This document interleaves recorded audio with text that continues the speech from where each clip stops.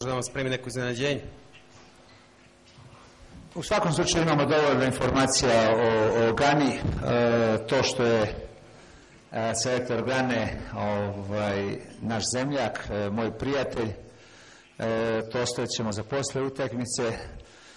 U svakom slučaju svi spremamo po neko iznenađenje, jer i svakako početak svjetskog prvenstva dovodi nas u razmišljanje. Ne treba samo da pobedimo Ganu, nekad i da pobedimo nas same, jer pritisak početka jednog šampionata da imamo izuzetno velike ambicije uvijek je ovako,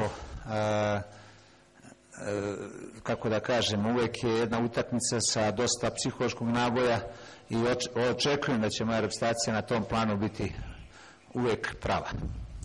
Start.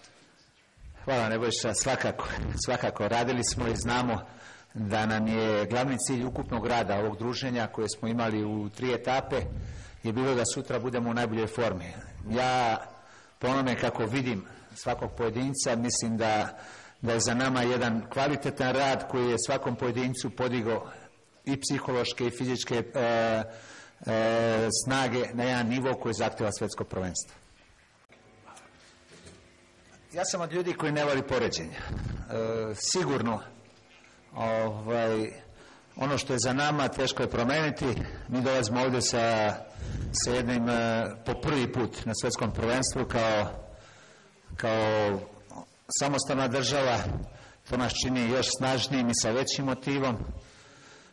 Siguran sam da ono što smo pokazali sami sebi, da smo jedna reprezentacija koja zna šta hoće, da ćemo biti u stanju da pokažemo i na početku svjetskog prvenstva. Svega mislim da po prvi put svjetsko prvenstvo dolazi na afrički kontinent.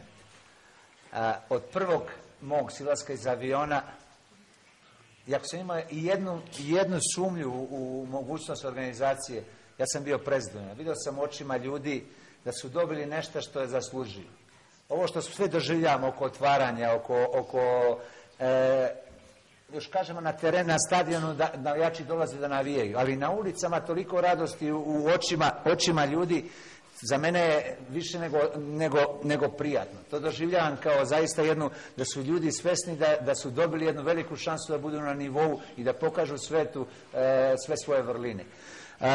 Što se tiče afričkog fudbala, uopšte globalni fudbal, ja mislim došlo do globalizacije, tako da je teško govoriti o afričkom fudbalu, australijskom fudbalu, brazilskom fudbalu, jer je činjenica da mnogi igrači uglavnom igraju po europskim klubovima, tako da su igrajući tu primili drugi mentalitet i druge navike. Tako da ja ne bih sa moje stručne strane, čovjeka od struke, ni pokušao da pričam o afričkom fudbalu, evropskom fudbalu, nego jednostavno pričam o fudbalu.